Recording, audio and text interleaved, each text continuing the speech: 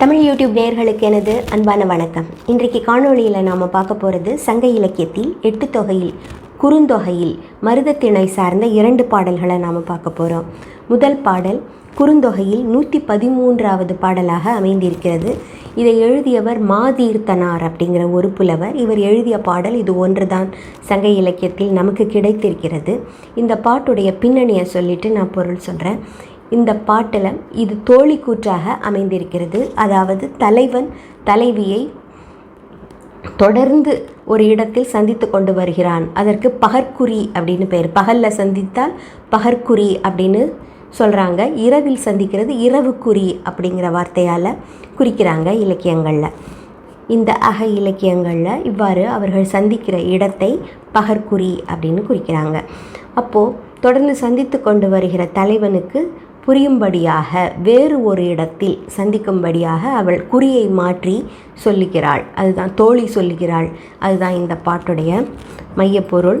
இந்த பாட்டை நான் சொல்லிவிட்டு உங்களுக்கு பொருள் சொல்கிறேன். அதுக்கு முன்னாடி இது ஒரு குறிப்பிட்ட லொக்கேஷனை, அதாவது ஒரு இடத்தை குறிப்பதாக அமைந்திருக்குது.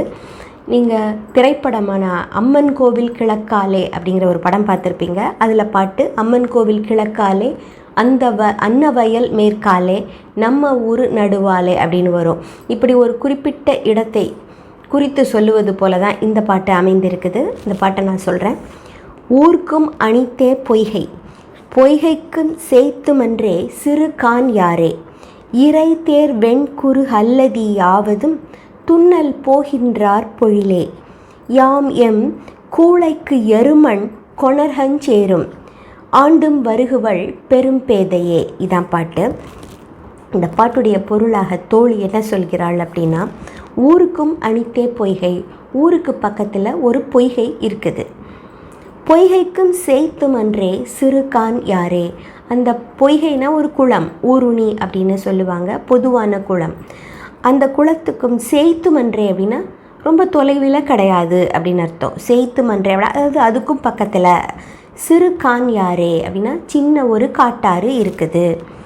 இறை தேர் வெண்குறு அல்லதி யாவதும் அப்படின்னா அந்த இடத்துல இறை தேடுகின்ற, அதாவது மீனை தேடுகின்ற, உண்ணுவதற்காக மீனை தேடுகின்ற வெண்குறு அல்லது வெள்ளை நிறமான நாரைகளை தவிர வேறு யாவரும் துன்னல் போகின்றார் பொழிலே, யாரும் அங்கே நெருங்குவதை விட்டுட்டாங்க அப்படின்னா அங்கே யாரும் வர்றது கிடையாது. துன்னல்னா நெருங்குவது. துன்னல் போகின்றார் பொழிலே, அதற்கு அருகிலே ஒரு சோலை இருக்கிறது. இங்கே இது வரைக்கும் அவர் குறிப்பிட்டது என்னென்னா, ஊருக்கு பக்கத்திலே ஒரு குளம் இருக்குது, அந்த குளத்துக்கு பக்கத்திலே ஒரு சிறு காட்டாறு இருக்குது, அங்கே நாரைகளை தவிர யாரும் அங்கே போவது கிடையாது, அதற்கு பக்கத்தில் ஒரு சோலை இருக்கிறது அப்படின்னு சொல்கிறார். யாம் எம் நாங்கள் கூளைக்கு எருமண், அதாவது எங்களுடைய கூந்தலுக்கு எருமண் கொணர்கஞ்சேரும் எருமண் கொண்டு வருவதற்காக அங்கு செல்லுவோம். எருமண் அப்படிங்கிறது ஒரு வண்டல் மண், ஆற்று மணலில் கிடைக்கக்கூடிய ஒரு மண். அந்த மண்ணை அந்த காலத்தில் பெண்கள் தங்கள் கூந்தலின் எண்ணெய் பிசுக்கை போக்குவதற்காக தேய்த்து குளிப்பது வழக்கமாக இருந்திருக்குது. அதை எடுப்பதற்காக நாங்கள் அங்கே வருவோம் அப்படின்னு தோழி சொல்கிறா. ஆண்டும் வருகுவள் பெரும் பேதையே. பெரும் பேதையை என்கிறது இங்கே தலைவியை குறிக்குது. தலைவி அந்த இடத்துக்கு வருவாள் அப்படின்னு சொல்கிறாள் தோழி. அதாவது இதுவரை தலைவனும் தலைவியும் சந்தித்த இடமானது பல பேர் பார்க்கக்கூடிய பாதுகாப்பு இல்லாத இடம் போல் இருக்கிறது. அதனால் அவள் குறியை மாற்றி சொல்லுவதாக இந்த பாடல் அமைந்திருக்குது. அடுத்த பாடலை நாம் பார்க்கலாம். இதுவும் மருதத்திணை சார்ந்த பாடல் தான். மருதம் என்றாலே வயலும் வயல் சார்ந்த இடமும். அங்கே பொய்கை இருக்கும். பொய்கையில் கயல் மீன்கள் துள்ளி குதிக்கும். நல்ல ஒரு விளைச்சலான ஒரு இடமாக இருக்கும். இது 46வது பாட்டாக அமைந்திருக்குது. இதை எழுதியவர் மாமலாடன் அப்படிங்கிற ஒரு புலவர்.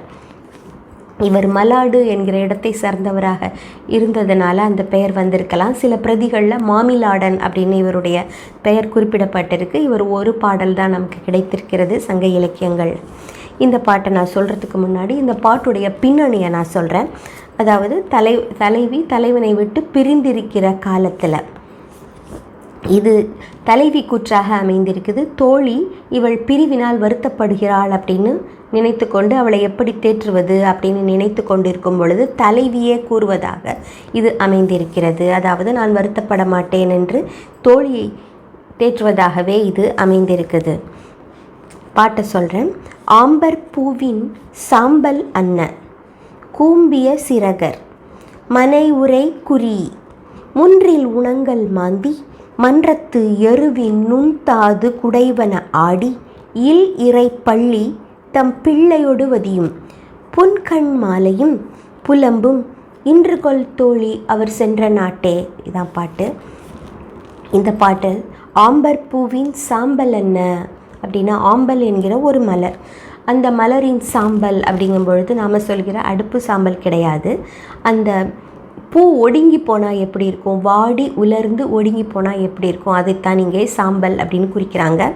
ஆம்பல் பூவின் சாம்பல் என்ன அப்படின்னா, அதோடைய சாம்பல் போல கூம்பிய சிறர் கூம்பி போன சிறகுகளை உடைய மனை உரை குறி அப்படின்னா வீட்டிலே வசிக்கின்ற குருவி. குறி அப்படின்னு சொல்லப்படுகிறது. இங்கே குருவியை குறிக்கிறது. இலக்கியங்களில் குறி அப்படின்னு சொல்கிறாங்க. சிறகர் மனை உரை குறி, அப்படி வீட்டிலே வளர்கின்ற குருவி. பொதுவாக சிட்டுக்குருவி, தவிட்டுக்குருவி என்று சொல்கிறோம். அந்த சிட்டுக்குருவி எல்லாமே மனிதர்கள் வாழ்கின்ற இல்லத்திற்கு அருகிலே தான் வாழ்கிற வழக்கமாக இருக்குது. ஏன்னா மனிதர்களுடைய கொடுக்கிற தானியங்கள், உலர்த்துகிற தானியங்கள் அவற்றையெல்லாம் அவை உணவாக உண்கின்றன. ஊர்க்குருவி அப்படின்னு சில குருவிகளை சொல்லுவாங்க. அது சோலைகளில் சில சமயங்களில் காணப்படும். அந்த குருவியை குறிக்கிறாங்க. அது என்ன செய்கிறது? முன்றில் உணங்கள் மாந்தி, அவர்கள் முற்றத்திலே காயப்போட்டிருக்கிற உணங்கள் அப்படின்னா தானியங்களை, அதை மாந்தி உண்டு மன்றத்து எருவின் நுண்தாது குடைவனாடி, பொது இடத்துல எரு அப்படின்னா சாணம் தட்டி போட்டு இருக்கிறாங்க பொது இடத்துல. அந்த காலத்து சுவர்களில் சாணம் தட்டுவது வழக்கம். அது எருவாக மாறும். அதை அவர்கள் அடுப்பு எரிக்க உபயோகப்படுத்துவார்கள். அந்த எருவின் நுண்தாது குடைவனாடி, அந்த சாணத்திலே உள்ள நுண்ணிய தாது என்றால் அந்த பொருள், அந்த தாது நுண்தாது என்பது அதனுடைய தூசி அப்படின்னு சொல்லலாம். அது குடைந்து விளையாடுகிறதாம் அந்த சிட்டுக்குருவி. ஆடி இல் இறைப்பள்ளி, இங்கே இறைப்பள்ளி அப்படின்னு சொல்லப்படுகிறது. என்னென்னா வீட்டிலே இருக்கின்ற எரவானம் அப்படின்னு சொல்லுவோம் நம்ம. எரவாரம் அப்படின்னு கொங்கு நாட்டு தமிழில் சொல்கிறது. எரவானம் அப்படிங்கிறது எல்லாருமே சொல்கிற வார்த்தை தான். அதை இங்கே இறைப்பள்ளி அப்படின்னு குறிக்கிறாங்க. அது வீட்டு வாசலில் மேலே ஒரு பிறை மாதிரி இருக்கும். அந்த இடத்துல அவங்க பல விதத்தில் உபயோகப்படுத்துவாங்க. அங்கே சாவியை வைக்கிறது அப்படிங்கிறதெல்லாம் வழக்கமாக இருக்குது. அந்த இடத்திலே தம் பிள்ளையோடு வதியும், தன் குஞ்சுகளோடு வசிக்கிறதாம் அந்த குருவி. அதாவது அந்த சிட்டுக்குருவியானது அந்த எருவின் நுண்தாதை குடைந்து அந்த உணங்களை சாப்பிட்டு அந்த இல்இறை பள்ளியில், அதாவது அந்த எரவானத்தில் வசிக்கிறது. அதுவும் தன்னுடைய குஞ்சுகளோடு. புன்கண் மாலையும் புலம்பும், இப்படிப்பட்ட புன்கண் மாலைனா பொலிவு இழந்த மாலை நேரமும் ஒளி இழந்த மாலை நேரமும், புலம்பும் அப்படின்னா தனிமையும். இன்று கொல் தோழி அவர் சென்ற நாட்டிலே இவையெல்லாம் இல்லையா அப்படின்னு கேட்கிறார். இது ஒரு கேள்வியாக இருக்குது. அதாவது அவன் சென்றிருக்கிற நாட்டிலேயும் இப்படிப்பட்ட சிட்டுக்குருவிகள் இருக்கும். இந்த மாதிரி இல்லங்களில் தான் அவன் வசித்து கொண்டிருப்பான். அவரை பார்த்துருப்பான். அப்படி பார்க்கும்போது நிச்சயம் என்னுடைய நினைவு வரும். தன்னுடைய மனைவி குழந்தைகளோடு வாழ வேண்டும் என்கிற எண்ணம் அவன் நிச்சயம் திரும்பி வருவான். அதனால் நான் வருத்தப்படவில்லை அப்படிங்கிறது தான் குறிப்பு. அதுதான் இங்கே உள்ளுரை உவமமாக இருக்குது. அதாவது சிட்டுக்குருவிகள் தன்னுடைய குஞ்சுகளோடு வசிப்பதைப் போல வாழ வேண்டும் என்கிற எண்ணம் தலைவனுக்கு ஏற்படும். அதனால் அவன் திரும்பி வருவான் அப்படின்னு கருத்து தோன்ற தலைவி சொல்லுவதாக இந்த பாட்டு அமைந்திருக்கிறது.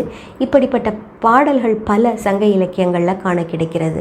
என்னென்னா, பிரிந்து போனவன் அந்த இடத்திலே உள்ள ஒரு காட்சியை இங்கே நமக்கு காட்டி அதை பார்த்து அவன் திரும்பி வருவான் அப்படின்னு நினைக்கிறதாக பல பாடல்கள் இருக்குது. அதில் இது ஒரு பாடல். நான் மேலும் தமிழோடு பயணம் செய்யலாம். வணக்கம். நன்றி. ராஜி.